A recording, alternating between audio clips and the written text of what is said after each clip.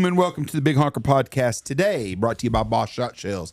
I'm Jeff Stanfield with the world famous Andy Shaver. Yep, and I've got another day. So, today, in 1869, the very first college football game is played.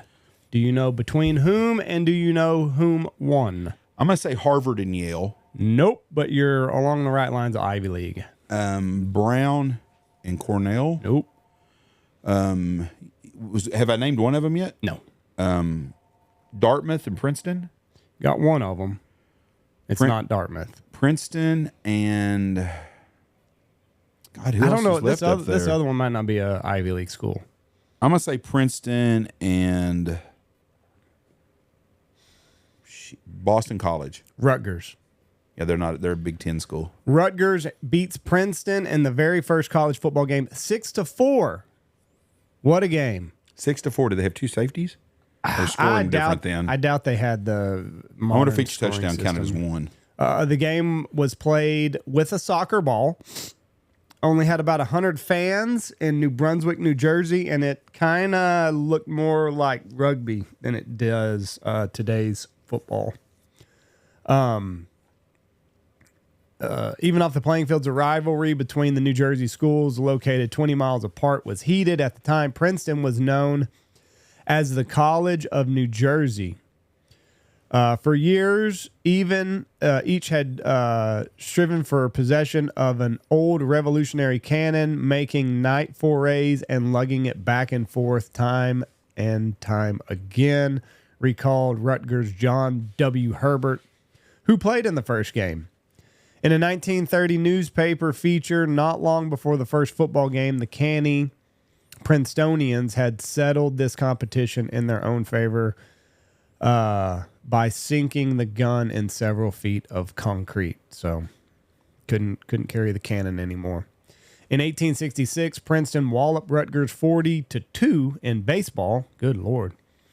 Wanting to even the score, Rutgers challenged Princeton to a 3-game football series in 1869. Each school had 25 players. Every score counted as a game. The contest was supposed to end when the teams combined for 10 games. Rutgers finished with 6 games to Princeton's 4. To describe the varying fortunes of the match would be a waste of labor, for every game was like the one before, wrote Rutgers student newspaper, The Targum. There was the same headlong running, wild shouting, and frantic kicking. Princeton won the rematch, but the expected third game never was played. Both teams finished the 1869 season with a 1-1 record. 2029, they reenacted it. I don't know. Doesn't sound very, very entertaining, but that did happen today. All right, my guy that was born today is an American a former professional baseball outfielder. He was drafted by the Kansas City Royals. He's your age. He was what now? He was drafted by the Kansas City Royals in 1995. Played there for 5 years. Who else did he play for?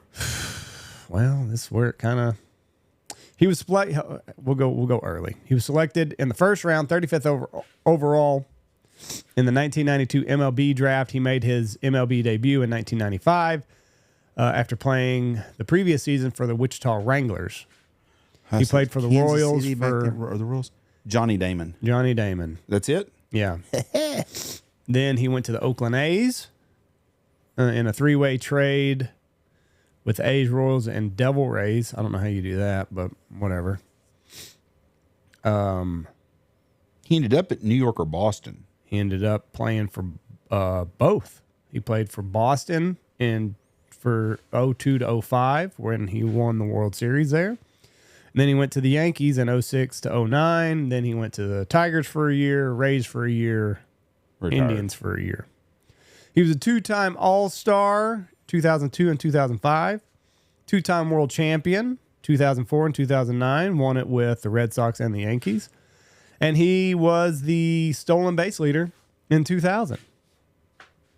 So he was a great player. Yeah, he was. He signed a 4-year deal with the Red Sox at first for $31 million. Let's see what he... And then he signed a 4-year deal with the Yankees for $52 million. And we wonder why the Yankees went so many. Let's see here. I looked at the stuff, speaking of that in baseball, the Dodgers won an epic, I guess, World Series. I didn't watch one game. Congratulations to the Dodgers. Yep, and don't give two shits one way if they win or lose. But I looked at their rosters. Their roster is like $323 million. Tampa Bay is like $80 million. Yeah. I don't understand why the Major League Baseball can't have a hard salary cap like the NFL does. NFL's got parity. Yeah. Every given Sunday, any given Sunday, somebody can win. We see that every Sunday in the NFL. Right.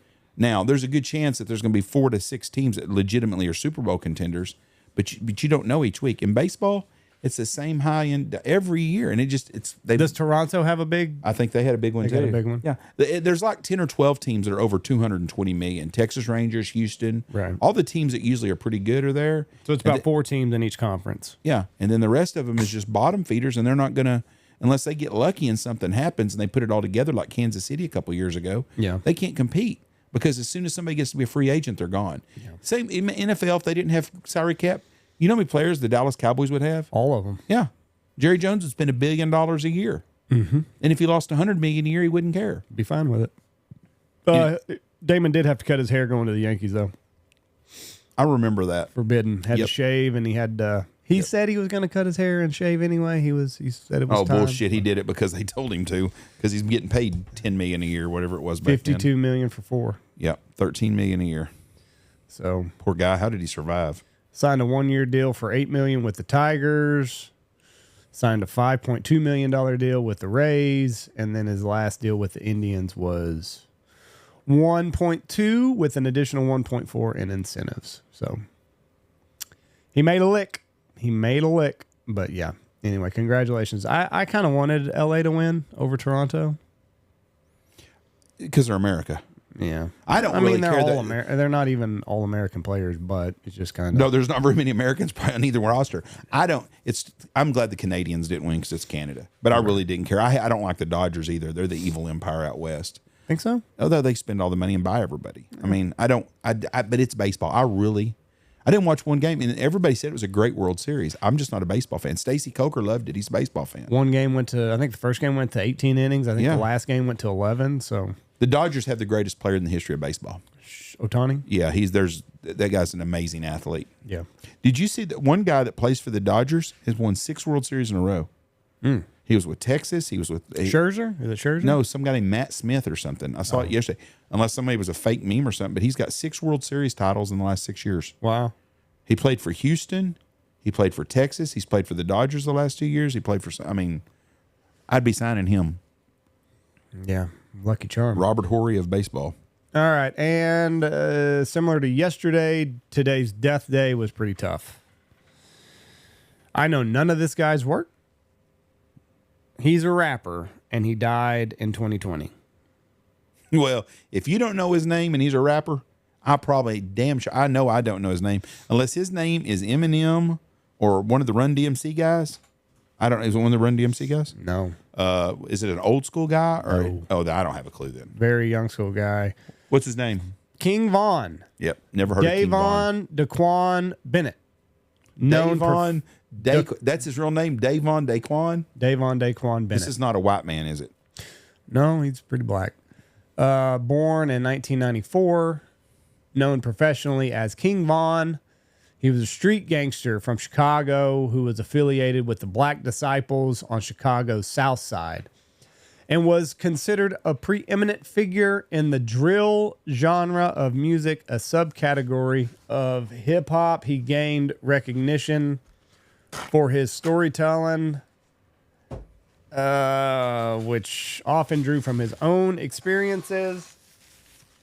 Most notably on his 2018 single, Crazy Story, and his 2020 single, Took Her to the O.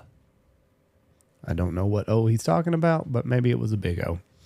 He was fatally shot in Atlanta, Georgia at the age of 26 following an altercation outside of a hookah lounge.